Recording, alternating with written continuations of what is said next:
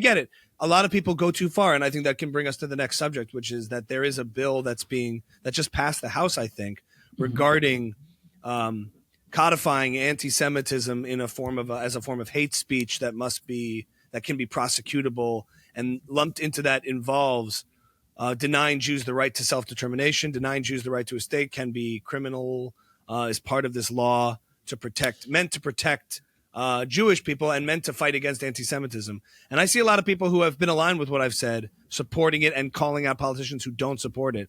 But at the end of the day, I don't think I have to look more into it and read it in detail, but I don't think regulating speech and deeming it hate speech is the way to fight bad speech. I think the way we're doing it right now is, and taking it to the government to say and determine what is, like, I think there's harassment and intimidation and incitement to violence that should apply equally to all people, regardless of the religion, race, or ethnicity.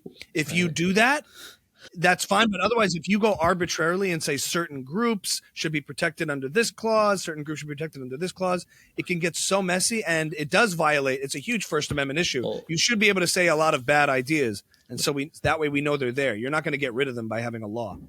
I think that's very well said. Although I remember what Yaron Brook told us, where he said the reason Israel is unique is because anti-Semitism is unique.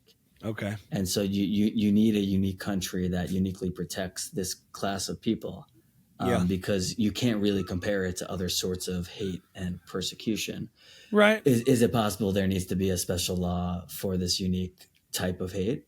I would say that if everyone has equal protection under the law, then you just need to enforce that. Because having a Jewish state doesn't violate necessarily any sort of principle that any particular country is based on. But we have a principle of free speech and equal protection under the law. So if every group, every human being, no matter their race, gender, creed, color, is protected under the law equally, then any hatred against those groups or acts of hate or violence against any group, the second you start to limit people by their groups, it's first of all going to backfire, because people are going to say, you see, look at the way, remember, and by the same token, I can use another guest. I see your own Brook, and I raise you Rabbi Wolpe, who said, doesn't this just give license to call anything and everything anti-Semitic under the threat of force of the law? I mean, that's a really bad recipe in terms of the perception of anti-Semitism being used as a weapon. I think it's going to backfire so bad. And a lot of these people going after these politicians for I get not calling out anti-Semitism, but not supporting a law for the government to criminalize it is too far. It's funny to think that in an ecosystem where anti-Semitism is so aggressive that Jews are really being persecuted, so much so that it's not being enforced by the state, like police and everything else. For then the state to go, oh no, there's a law, we have to enforce it. There's a special law for them. Shoot.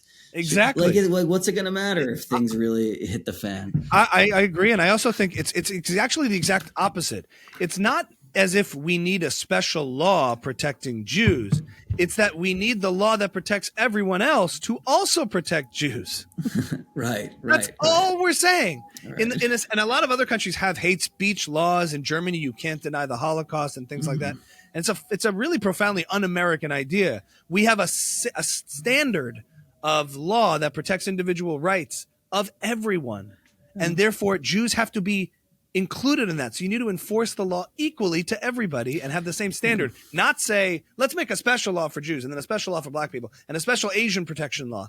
That's just reinforces dividing people by race and playing into group identity politics in a very, I think, un-American and backwards way. I think it diminishes the whole thing.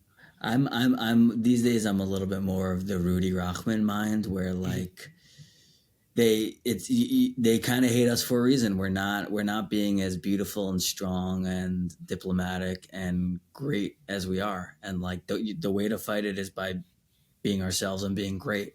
Not by making it a law to like be mean, to not to be mean to us.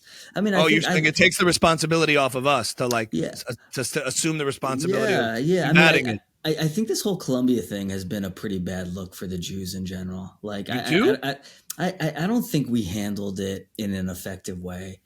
I think at the end of all this, it was probably a win for Hamas, who was looking at this and saying, "Hey, why don't we wait another 2 months to release the hostages? It looks like things are turning.